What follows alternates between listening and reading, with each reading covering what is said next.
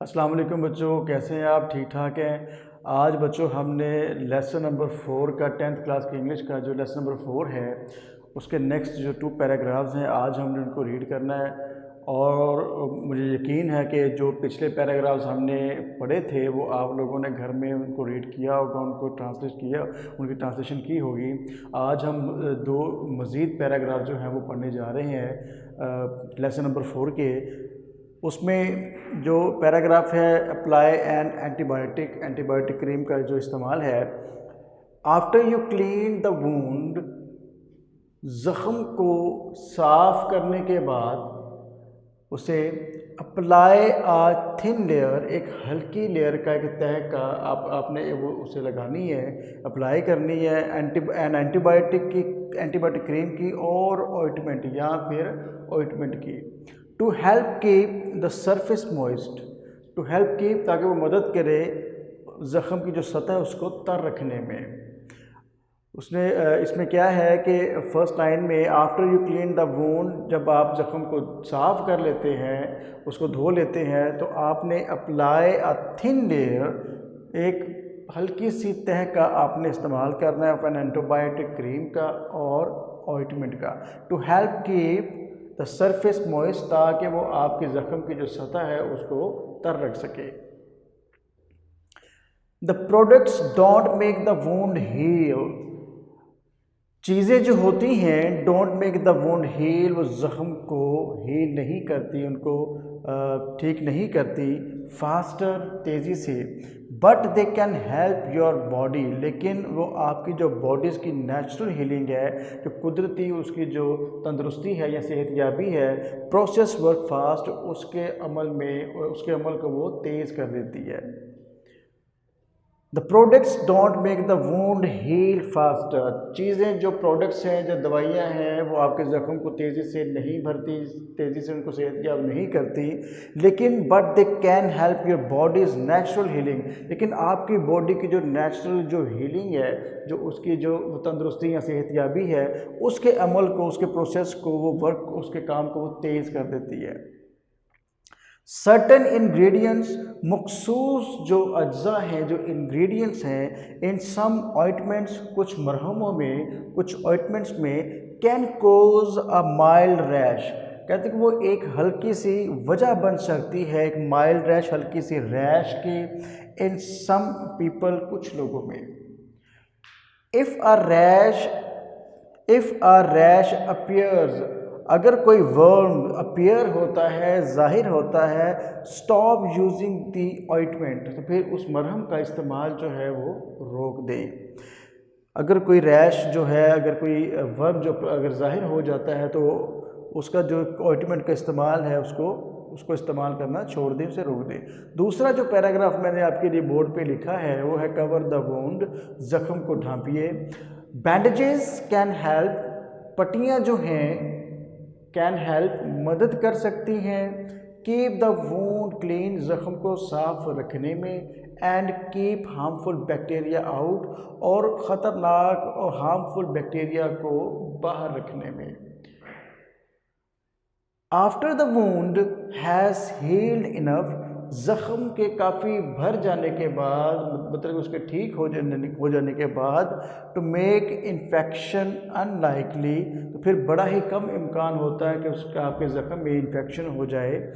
Exposure to the air will speed wound healing, और आपने उस ज़ख़म को हवा में खुला छोड़ देना है ताकि उसकी हीलिंग जो स्पीड है उसमें तेज़ी आ सके।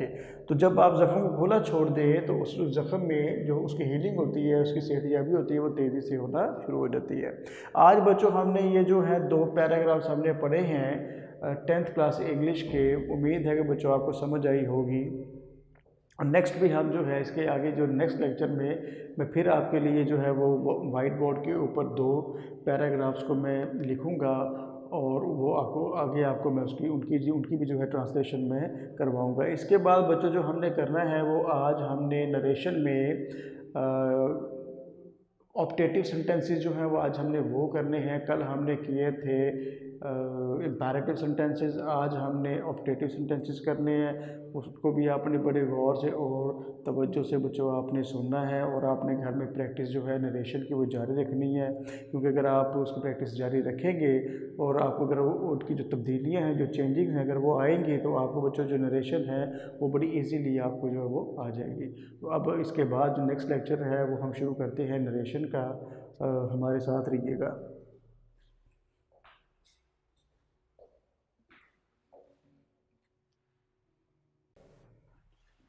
बच्चों अब शुरू करते हैं हम नरेशन। आज हमने जो सेंटेंसेस करने हैं वो हैं ऑप्टेटिव सेंटेंसेस, दुआया और बदवाइया और ख्वाहिश के इजहार के लिए। इसमें बच्चों जो सेड टू की जगह पे जो वर्ड्स आने हैं, यहाँ पे हम सेड टू की जगह पे लिखेंगे दुआ के लिए प्रेड, और बदुआ के लिए हम लिखेंगे यहाँ पर कर्स्ड, और हैरानगी के लिए हम यहाँ पर लिखेंगे ख्वाहिश के इजहार के लिए हम लिखेंगे यहाँ पर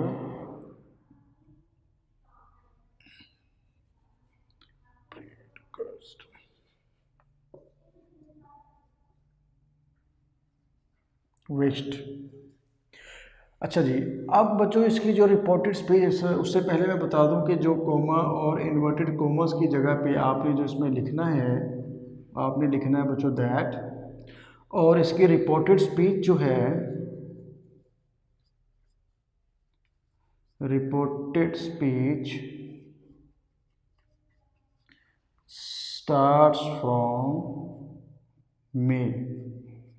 ये बच्चों जो है ये सेंटेंसेस जो है मे से स्टार्ट होते हैं, और मे से दो तरह के जो जुमले हैं, सेंटेंसेस हैं, वो जो इस्तेमाल होते हैं, इसे हम उसे स्टार्ट करते हैं।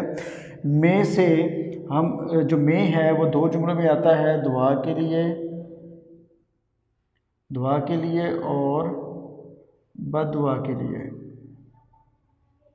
ये बच्चों आपने जो है जहन में रखना है कि मे का जब जुमला को शुरू में मे लिखा होगा, मे से जुमला को स्टार्ट होगा, सेंटेंस को स्टार्ट होगा, तो वो या तो दुआ के लिए होगा या तो फिर बददुआ के लिए। अगर वो ख्वाहिश के इजहार के लिए होगा तो वो फिर स्टार्ट होगा वुड दैट से, वुड दैट। तो आपका जो सेंटेंस होगा वो वुड दैट से शुरू होगा,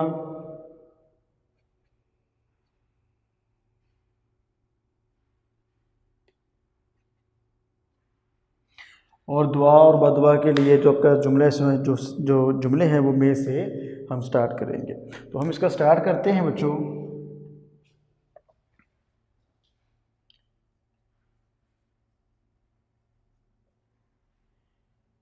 He said to me,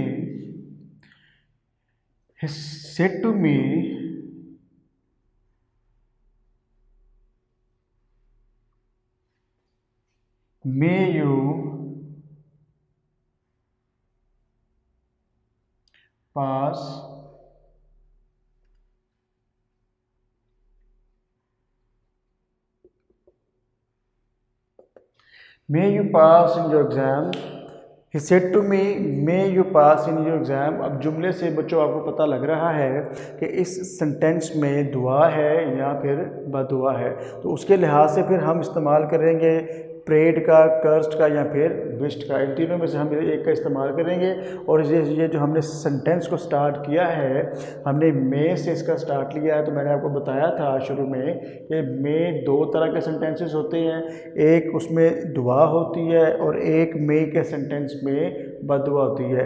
जबकि ख्वाहिश के इजहार के लिए हम जो इस्तेमाल करते हैं वो हम वुड दैट का यूज़ करते हैं। अब इस सेंटेंस को हम सॉल्व करते हैं। ही से टू की जगह पे बच्चों क्या लिखेंगे, जैसा कि जुमला है may you pass in your exam. अब आपके ख्याल में ये क्या है, ये दुआ है या बदुआ है? वेरी गुड, ये बच्चों दुआ है। तो हम इसमें कौन सा वर्ड यूज़ करेंगे, प्रेड का। He prayed me, he prayed me, comma और इन्वर्टेड कोमास की जगह पे हम क्या लिखेंगे, दैट। दैट। अब बच्चों हमने क्या करना है कि हमने इस जुमले को बयानी अंदाज में लिखना है। हमने क्या करना है कि जो इसमें मे जो है वो हम सब्जेक्ट के बाद लेके जाएंगे और सबसे पहले हम सब्जेक्ट को लेके आएंगे। हमने यहाँ पे जो सब्जेक्ट है हमें इसको पिक करना है और जो हमारे पास जो सब्जेक्ट है वो क्या है, यू।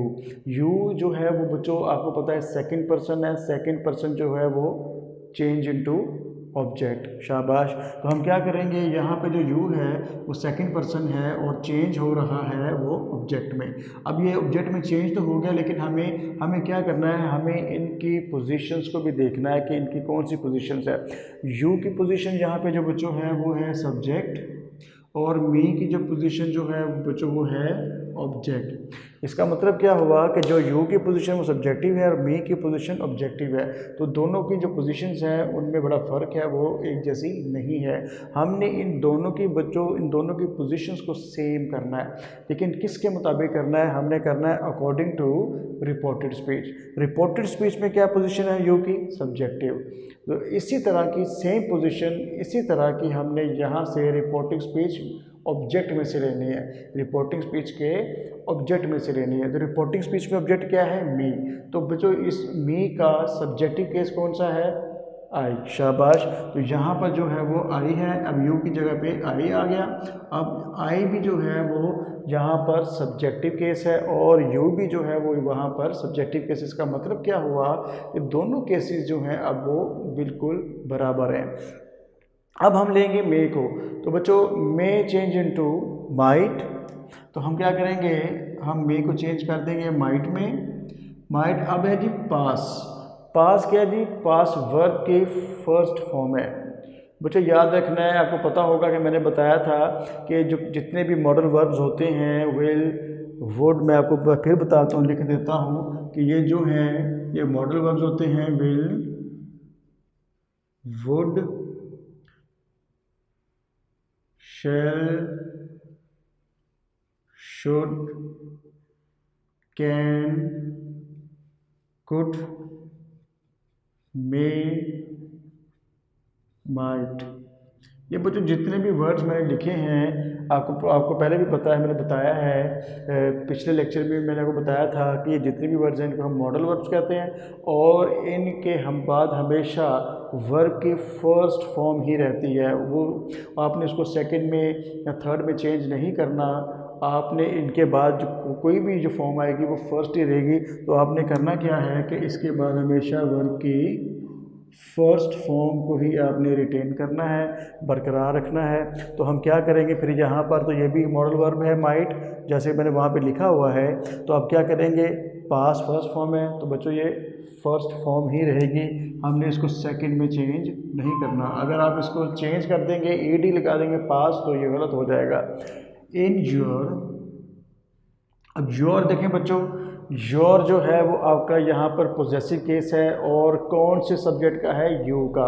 तो जब आपको पता लग गया कि ये यू का पोजेसिव केस है तो you is second person change into object. हमने क्या किया, यहाँ से पोजेसिव केस को लिया और हम यहाँ मी में आ गए, ऑब्जेक्ट में आ गए। अब फिर उसी तरह से क्या है कि योर की जो पोजीशन है वो पोजेसिव है और मी की जो पोजीशन है वो ऑब्जेक्टिव है। अब भी दोनों की पोजीशन में जो है वो बड़ा डिफरेंस है, बड़ा फ़र्क है। हमने इस फ़र्क को दूर करना है, लेकिन किसके मुताबिक करना है, according to reported speech. Reported speech पे बच्चों योर की कौन सी पोजीशन है, पोजेसिव। तो यही पोजीशन, यही सेम पोजीशन हमने लेनी है ऑब्जेक्ट में से। तो ऑब्जेक्ट यहाँ पे मी है, तो मी की वो पोजेसिव पोजीशन कौन सी होगी, डेफिनेटली वो होगी माई एग्ज़ाम। ये बच्चों फर्स्ट इसका सेंटेंस था, ऑप्टेटिव सेंटेंस, जो हमने कंप्लीट कर लिया है। सेकंड जो सेंटेंस है वो भी हम इसका करते हैं।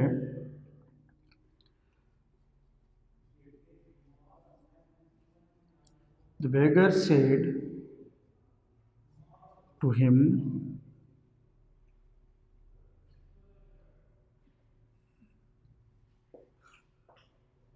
may he go to hell।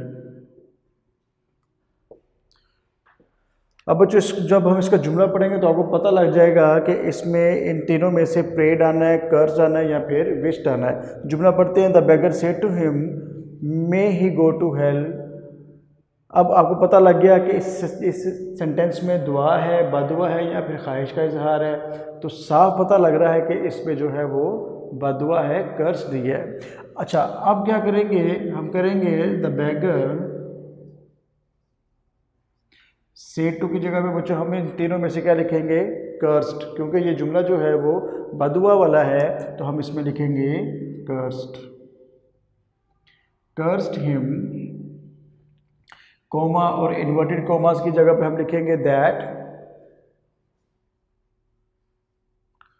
अब फिर हमने वैसे ही करना है कि हमने पहले सब्जेक्ट को लेना है और उसके बाद हमने मे को लेना है, ठीक है, ताकि जुमला जो है हमारा वो असर्टिव हो जाए, बयानिया हो जाए, सिंपल हो जाए। हम क्या करेंगे, हम सब्जेक्ट को लेंगे।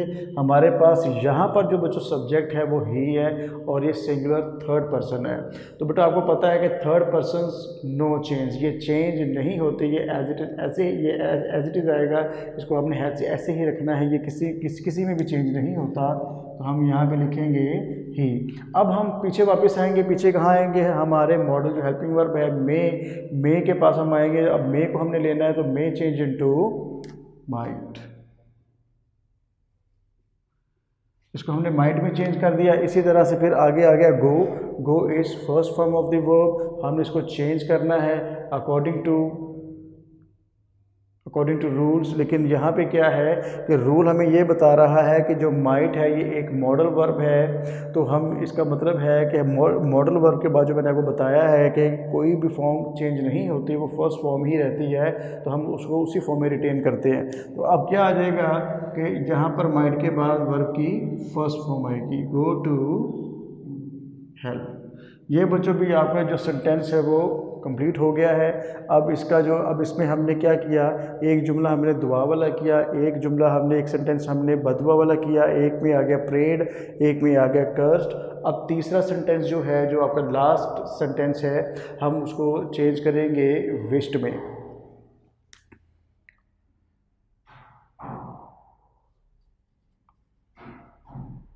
She said to me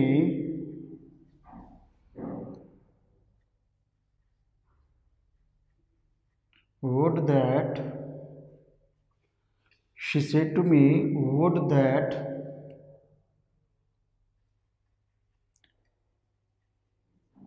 she were rich। अच्छा बच्चों, ये देखिए मैंने आपसे कहा था कि जब भी किसी ख्वाहिश का इजहार होता है तो हम उस सेंटेंस को शुरू करते हैं वर्ड दैट से। अगर उसमें दुआ होगी या बदुआ होगी तो हम उसको स्टार्ट करते हैं मे से।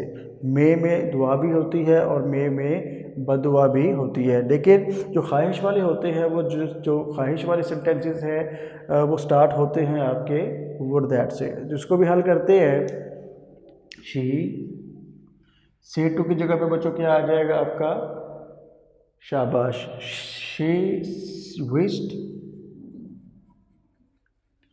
विश्ड बी, कोमा और इन्वर्टेड कोमास की जगह पे आ जाएगा बच्चों आपका दैट के बाद अब देखें वुड दैट लिखा हुआ है। अब उसके बाद हमने क्या करना है, वुड दैट है तो हम क्या करेंगे, हमने करना कुछ नहीं है, हमने क्या किया कि हमने पीछे लिख दिया विश्ड।